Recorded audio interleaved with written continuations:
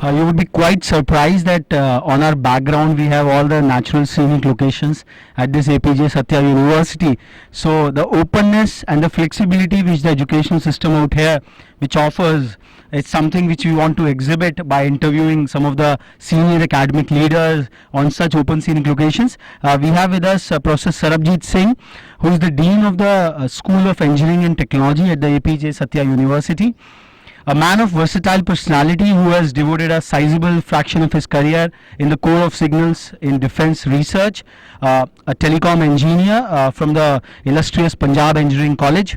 Professor Sarbjit Singh would be illumining us more about as to how this liberal art paradigm has been indoctrinated into the whole curriculum of the stratified system of engineering and technology. We welcome you, sir. Thank you. So what is this, how have you been able to indoctrinate this liberal arts paradigm into the whole curriculum of engineering and technology? The liberal art is an approach where we integrate many technologies and management techniques into one in a holistic manner. So liberal art per se is nothing to do with the arts. So in engineering with various disciplines, the first thing we have done is integrating department within itself. For example, Department of Electronics and Telecommunication, Department of Electronic and Instrumentation, Department of Electrical and Electronics Engineering System has been clubbed into one, wherein they get automatically integrated.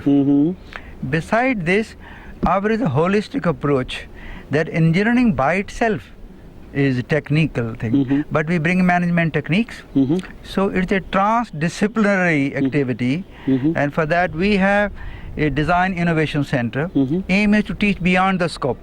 Liberal art means liberty. You can evolve something collectively, and you can fructify your idea in the form of a product which is usable, which is appreciated, builds the economy, nation building, and make engineers more productive and highly employable. So what this liberal approach entails in terms of academic delivery over the 4 years? How a student entering into the campus APJ Satya University finds a program in a particular department different from other places? Yeah, it has three distinct features. Number one, the curriculum is developed or evolved. It is not picked up. We evolve our curriculum based on to the lead university like Stanford, MIT, and we have taken even Virginia and Tech. And we have even gone to University of Western Australia. So we pick out of that and see how we can deliver that. So curriculum is flexible, student-centric, and faculty delivered. Student can pick up their own pace. People do not have to register for 6 subjects in every semester. They can pick up 3, 4, 5. And a subject of second semester may be done in the 4th semester, and a subject 5th semester could be done in 3rd semester. So you have your own pace of picking up subject to covering the program. In addition, liberal approach means we are going beyond the scope. We do not limit to the syllabus. A teacher can teach beyond if they can see something new emerging, maybe nanotechnology, maybe telecom, maybe mobile communication, maybe satellite. It is dovetailed immediately, maybe within a week or even 2 weeks or 1 month, but it is introduced. The syllabus remains progressively evolving and growing.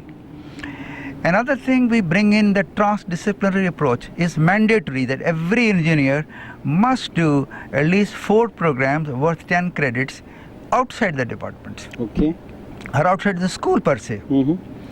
But within itself, the practical part that means we have a training of 9 months where they do practical projects, 6 months in the last semester, and 3 months is done in 2 parts after 2nd year and 3rd year. In all the students are encouraged to pick up projects which are interdependent. A mechanical engineering student may be picking up something jointly with electronics, which we call mechatronics.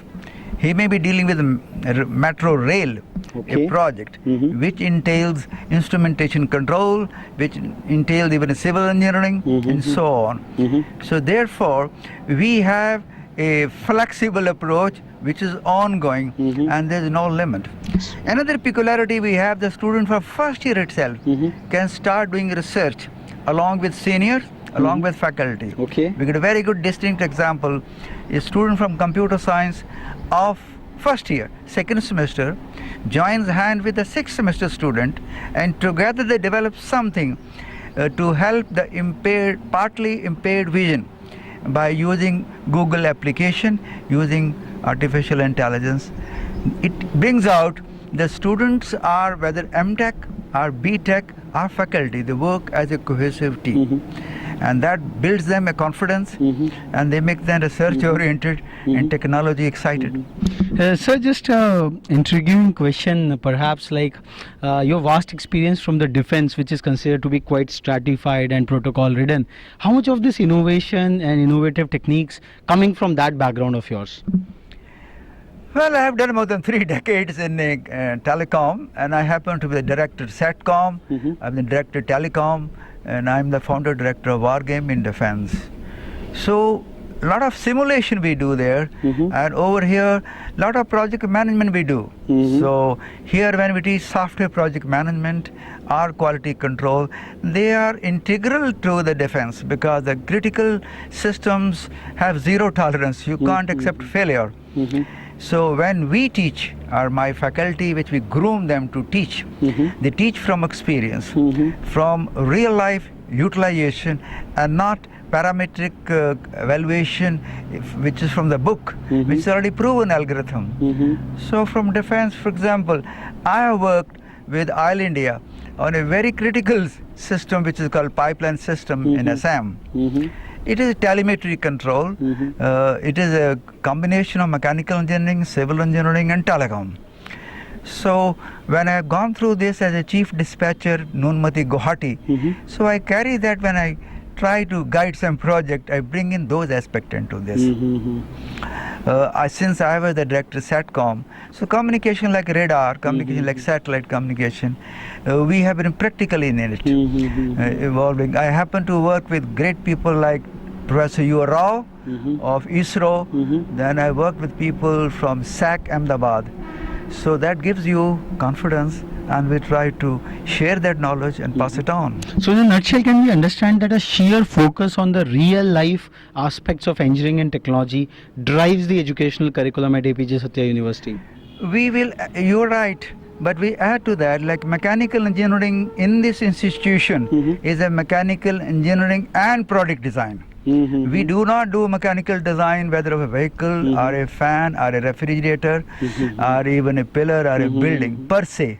That will be there always for efficiency, suitability, endurance. But we also bring in the product design concept, the look and feel, the comfort, the space. That makes this added value. So we are, for example, energy. Energy can be bifurcated into electrical energy, thermal energy, nuclear energy. But when we integrate, we teach grid management, where we have many sources of energy, bringing into one, so that we have optimal utilization. So integrationist and comprehensive approach are probably the hallmarks of this liberal arts paradigm which is being pursued at APJ Satya University. We would be moving on to different centers of innovation and departments in our next stopover. Till then, stay tuned.